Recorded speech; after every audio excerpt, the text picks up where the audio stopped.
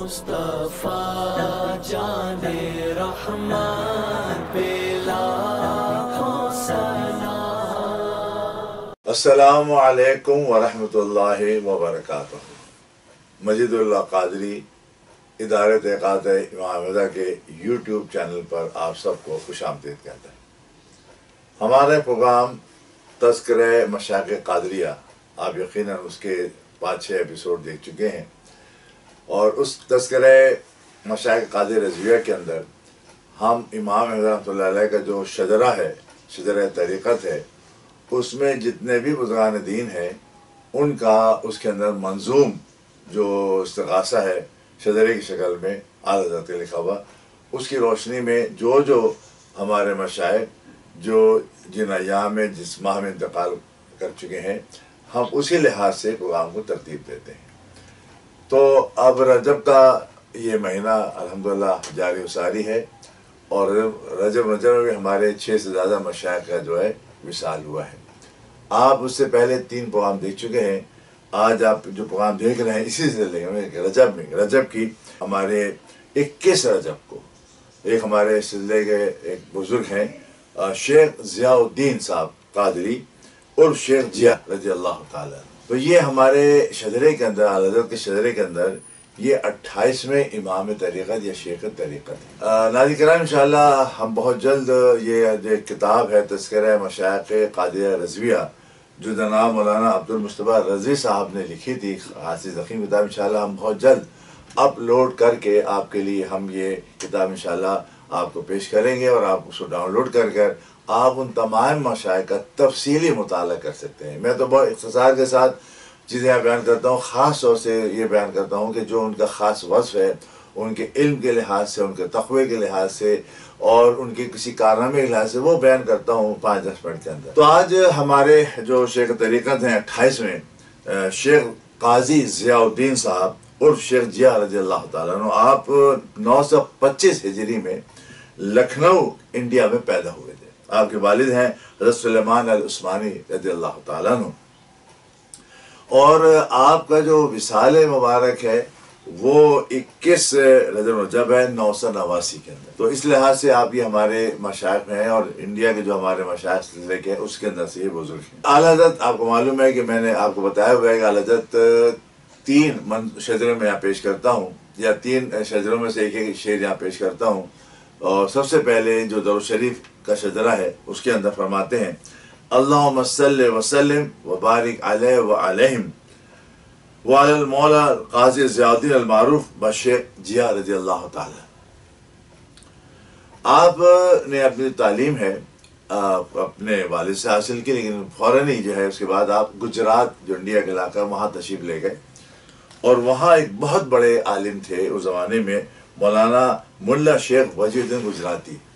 یہ اتنے بڑے عالم تھے کہ تاریخ کے اندر یہ بات ثبت ہے کہ آپ نے جتنی بھی درسی کتابیں تھیں اس وقت پڑھائی جاتی تھیں، ان تمام درسی کتابوں پر حواشی یا شرح آپ نے لکھی تھی۔ اگرچہ سب نہیں چھپی ہے لیکن یہ آپ کا کارنامہ ہے، اور یہ کارنامہ تاریخ کے اندر ثبت ہے کہ مولانا ملا شیخ وجی الدین جو گجراتی ہیں رحمۃ اللہ علیہ ایک بہت بڑے عالم اور بہت بڑے مدرس تھے۔ اگرچہ شناخت ان کی علم کے لحاظ سے نہیں ہوتی، زیادہ ان کی ولایت کے لحاظ سے ہوتی ہے، لیکن ان کا علم جو ہے وہ یقیناً ایک بہت بڑا ذخیرہ ہے۔ اگر اس پر توجہ دی جائے اور ان کے تمام ان جو انہوں نے شرح لکھی ہیں یا جو انہوں نے حواشی لکھی ہیں، اگر ان سب کو اکٹھا کر لیا جائے اور آہستہ آہستہ شائع کیا جائے، یقیناً ایک ہمارا پاس بہت بڑا علمی ذخیرہ آ سکتا ہے۔ تو اتنے بڑے عالم سے حضرت قاضی ضیاء الدین صاحب ضیاء الدین صاحب رحمۃ اللہ علیہ نے علم حاصل کیا، اور یقیناً جب ان کے ساتھ وہ رہے اور آپ بڑی شفقت کرتے تھے، اور آپ کی شفقت کی وجہ سے آپ بہت جلدی فارغ التحصیل بھی ہو گئے، اور پھر آپ کی شفقتوں ہی کے بعد آپ کی بیٹی سے آپ کا نکاح بھی ہوا۔ شیخ گجراتی صاحب رحمۃ اللہ علیہ کی صاحبزادی جو ہیں وہ شیخ ضیاء الدین صاحب رحمۃ اللہ علیہ کے نکاح میں آئی۔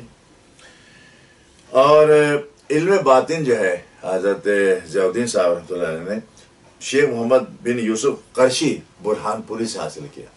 علم ظاہر ہم جس کو کہتے ہیں جو درسی کتابیں پڑھتے ہیں نا، مدرسے میں جا کر پڑھتے ہیں، جو پورا کورس پڑھا جاتا ہے وہ کیا ہوتا ہے ظاہری علم، اور باطنی علم ہوتا ہے کہ جب کسی شیخ کے پاس بیٹھ کر یا کسی سے اللہ والے کے پاس بیٹھ کر آدمی باطنی علوم حاصل کرتا ہے، اور باطنی علوم یہ کہ اپنا تزکیہ نفس کرتا ہے. تزکیہ نفس مراد ہے اپنے آپ کو اندر سے پاک اور صاف کرنے کی کوشش کرتی ہے، تزکیہ نفس کہلاتا ہے. یعنی اس جب وہ کسی اچھے صحبت کے ساتھ بیٹھے گا وہ، تو یقیناً اس کی صحبت سے جو فائدہ یہ ہوتا ہے کہ انسان کے اندر وہ اچھا کام کرنے کی جذبہ پیدا ہو جاتا ہے. وہ جذبہ پیدا ہوتا ہے، اچھے کام کرنے لگتا ہے، تو دل کے اندر جو سیاہی ہوتی ہے، گمراہی ہوتی ہے، وہ اللہ تعالیٰ ایسا ایسا مٹا دیتا ہے. تو آپ نے علوم باطنی جو ہے شیخ محمد بن یوسف قرشی برہان پوری سے حاصل کیے، کافی عرصے آپ کے ساتھ ہیں. لیکن آپ نے جو سلسلہ قادریہ میں جو بیعت ہوئے وہ شیخ نظام الدین الحکاری سے بیعت ہوئے. یہ بھی قادری سلسلے کے بزرگ ہیں، اور یہ ہمارے سلسلے کے 27ویں بزرگ ہیں جن سے آپ نے بیعت بھی کی اور ساتھ ساتھ آپ نے خلافت بھی حاصل کی، اور آپ کے وہ خلیفہ بھی ہوئے، اور آپ ہی نے پھر اس سلسلے کو آگے بڑھایا. تو یعنی آپ کو اجازت خلافت بھی تھی. اجازت خلافت یہ ہوتی ہے کہ ایک شیخ اپنے مرید کو یا جس کو بھی چاہتا ہے، جس کو اہل سمجھتا ہے کہ میرے بعد میرے زمانے میں یا میرے شہر میں یا میرے شہر کے باہر جا کر میرے اس سلسلے کو اور دین کو آگے فروغ دے گا، اس کو وہ خلافت دیتے ہیں، اجازت دیتے ہیں کہ آپ بھی اس کام کو آگے بڑھائیے. اسی طریقے سے تو کام آگے بڑھ رہا ہے. اگر احادیث صحابہ کرام اپنے تابعین کو نہیں سناتے اور تابعین کو نہ سناتے، تابعین اس کے آگے نہ سناتے، تو اس کا ہم تک نہیں پہنچتا. ایسے ہی باطنی فیوز برکات جو ہیں وہ ان مشائخ کے ذریعے ہم تک پہنچتے ہیں. تو آپ کافی عرصے ان کے ساتھ رہے اور آپ نے سلسلہ آگے بڑھایا. آپ کی خاص بات اور ہے، حضرت قاضی ضیاء الدین صاحب عرف شیخ ضیاء رضی اللہ تعالیٰ عنہ کی، وہ یہ کہ آپ جس زمانے کے اندر آپ فیض آباد کے علاقے میں تھے انڈیا کے اندر، تو وہاں عبادت کے لیے بیابان جگہ سے کہتے ہیں، جنگل آپ کہہ لیے یا سنسان علاقہ کہہ لیں، وہاں آپ چلے جاتے تھے. وہاں ایک دن حضرت خضر علیہ السلام سے ملاقات کی اور انہوں نے درخواست کی کہ مجھے علم سکھائیے. تو انہوں نے کچھ شرائط ساتھ میں رکھی، ان تمام شرائط مان لی. یعنی وہ شرائط کیا ہوتی ہے؟ تقویٰ طہارت والی ہوتی ہیں ساری شرائط، وہ مان لی، اور آپ 40 روز ان کے ساتھ رہے. اس 40 روز رہنے کی وجہ سے جو آپ کے اندر باطنی علوم کا ذخیرہ جمع ہوا، وہ یقیناً ایک بہت بڑا ذخیرہ تھا، جو آپ نے جس کی وجہ سے جب آپ کا وصال ہوتا ہے تو آج تک آپ کی قبر انور جو ہے یا آپ کا مزار مبارک جو ہے وہ مرجع خلائق ہے. کیونکہ لوگ اصل میں لوگ اس لیے جاتے ہیں مزارات کے اوپر کیونکہ وہ اللہ کے نیک بندے ہوتے ہیں، اور جب اللہ کے نیک بندے ہوتے ہیں وہاں جا کر اللہ سے دعا کرتے ہیں. مزارات پر جا کر اللہ سے دعا کی جاتی ہے. آپ چاہے وسیلہ دیں نہ دیں، وسیلہ پکڑے نہ پکڑے، لیکن جب آپ وہاں کھڑے ہو کر آپ جب دعا کریں گے، جب وہ مقام ایسا ہے جو اللہ تعالیٰ جن کو پسند کرتا ہے، اپنا محبوب بنایا ہوا ہے، تو پھر اللہ تعالیٰ آپ کی دعا کو رد نہیں کرتا. تو وہاں پر جا کر اللہ سے دعا کی جاتی ہے تاکہ ہماری دعا جلد قبول ہو جائے اس ولی کے صدقے جس کے مزار پر ہم کھڑے ہوتے ہیں. تو آپ کو مزار ماشاءاللہ مرجع خلائق ہے. میں نے یہاں پر ایک بات آپ سے کہی کہ حضرت خضر علیہ السلام کے ساتھ یہ آپ رہے 40 دن. خضر علیہ السلام کون ہے؟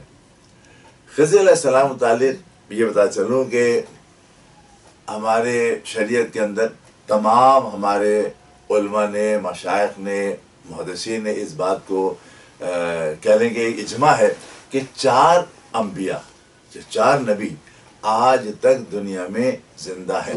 یعنی ان کو دنیا میں رہتے ہوئے موت نہیں آئی، جس سے ہم گزرتے ہیں اس پروسیس سے وہ نہیں گزرے. یعنی وہ 4 زندہ ہیں. ان میں 2 تو ہیں وہ جو آسمانوں پر ہیں، سب جانتے ہیں، عیسیٰ علیہ السلام تعالیٰ سب جانتے ہیں، اللہ تعالیٰ ان کو اٹھا لیے اور وہ 4تھے آسمان پر ہیں. ایسے حضرت ادریس علیہ السلام تعالیٰ بھی یہ بات مشہور ہے اور قرآن میں موجود ہے کہ ان کو اٹھا لیا گیا اور وہ جنت میں آج بھی موجود ہیں. یہ 2 وہ ہیں جو آج زندہ ہیں، جن کو موت کا ذائقہ نہیں چکھا انہوں نے. اور اس کے علاوہ 2 اور ہیں جو زمین میں رہتے ہیں، اس میں ایک حضرت خضر علیہ السلام ہے اور ایک حضرت الیاس علیہ السلام.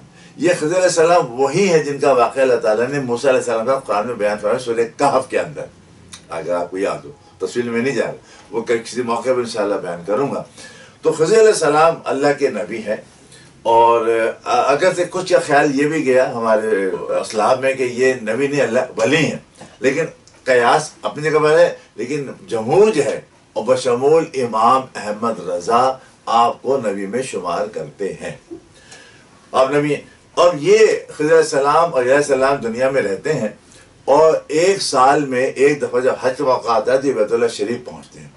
بیت اللہ شریف میں دونوں کی ملاقات ہوتی ہے، اور دونوں وہاں ملاقات کے بعد زمزم پیتے ہیں، اور یہ زمزم کا پینا ان کے لیے سال بھر کے لیے کافی ہوتا ہے۔ ہر سال یہ دو افراد جو ہیں وہ بیت اللہ شریف ضرور جاتے ہیں حج کے موقع پر، اور اس کے بعد وہ دعا کرتے ہیں سبحان اللہ ماشاء اللہ لا یسوق الخیر الا اللہ ماشاء اللہ ما کان من نعمت فمن اللہ ماشاء اللہ لا قوت الا باللہ۔ یہ دعا کر کے وہ چلے جاتے ہیں۔ اعلیٰ حضرت فرماتے ہیں رضی اللہ تعالیٰ عنہ کہ خضر علیہ السلام کب سے ہیں؟ حضور صلی اللہ علیہ وسلم سے پہلے، یعنی موسیٰ علیہ السلام کے ساتھ واقعہ چل رہا ہے نا، اس سے پہلے کی نبی کریم صلی اللہ علیہ وسلم سے بھی ان کی ملاقات، اور نبی کریم صلی اللہ علیہ وسلم کی وصال کے بعد آپ آئے، تشریف لائے تھے، اور صحابہ سے تعزیت بھی کی تھی۔ کئی صحابہ کرام سے آپ کی ملاقات ہوئی۔ عمر بن عبدالعزیز جو ہمارے پہلے صدی کے مجدد بھی ہیں، ان سے بھی مدینہ پاک میں حرم میں ملاقات ان کی ہوئی، اور بہت سارے بزرگوں سے ملاقات ہوئی۔ غوث اعظم کا نام سب جانتے ہیں، شیخ عبدالقادر جیلانی، ان کی اکثر مجالس کے اندر آپ تشریف فرما ہوتے ہیں، اور آپ یہ دونوں حضرت الیاس علیہ السلام بھی اور خضر علیہ السلام، اس میں خضر علیہ السلام زیادہ آتا ہے بر الیاس علیہ السلام کے، یہ لوگوں کی اس جگہ مدد کرتے ہیں جہاں انسان کا وہم و گمان نہیں ہوتے، یعنی بالکل اگر جو علاقہ سنسان ہو مثال طور پر، وہاں اگر پکارا جاتا ہے تو یہ مدد کے لیے آتے ہیں۔ اور اکثر ہمارے اسلاف نے یہ تجربہ نہیں کیا بلکہ مشاہدہ کیا ہے کہ ان کے ساتھ ملاقات بھی ہوئی ہے، ان کو تعلیم بھی دی ہے، ان کو راہ بھی دکھائی۔ تو یہ ہمارے حضرت شیخ ضیاء رضی اللہ تعالیٰ جو جن کا نام ضیاء الدین ہے، یہ ان سے فیض یافتہ رابطہ ہے الحمدللہ۔ حضرت ضیاء الدین صاحب صلی اللہ علیہ وسلم متعلق بہت سی چیزیں میں نے کہا کتاب میں آپ دیکھ لیں گے، پڑھ لیں گے۔ آپ کے 4 صاحبزادے تھے، مگر آپ کے طریقت کو آپ کے صاحبزادے نے نہیں بلکہ آپ کے خلیفہ تھے حضرت شیخ سید جمال الاولیاء، یہ آپ کے مرید بھی تھے، خلیفہ بھی تھے، اور ان کے ذریعے پھر یعنی ہمارے سلسلے کے 29ویں بزرگ ہیں۔ تو یہ جب ان کا وصال آئے گا تو انشاءاللہ ہم آپ کو بتائیں گے۔ تو ان کے خلیفہ نے اس سلسلے کو آگے بڑھایا۔ اعلیٰ حضرت نے یہ اشعار کہے ہیں، آپ کی سماعت کر رہا ہوں۔ خانے دل کو ضیاء دے، روح ایما کو جمال۔ یہ جمال جو ہے یہ ان کے خلیفہ کے لیے آیا ہے جو ان کی بات کہیں۔ خانے دل کو چمک دے، ضیاء دے، روشنی دے، روح ایما کو جمال، اور ہمارے چہرے کو روشن کر دے، جمال دے دے۔ دیکھیے جمال اولیاء سے جمال لیا انہوں نے، اور اس روشنی کے لیے ان کا نام ضیاء لیا، اور یقیناً انہوں نے روشنی پھیلائی پورے بر صغیر کے اندر۔ تو خانے دل کو ضیاء دے، روح ایما کو جمال، شہ ضیاء مولا جمال الاولیاء کے پاس۔ دیکھیے یہ واسطہ کیا ہے؟ استغاثہ ہے نا، دعا ہے، وسیلہ ہے، صدقہ ہے۔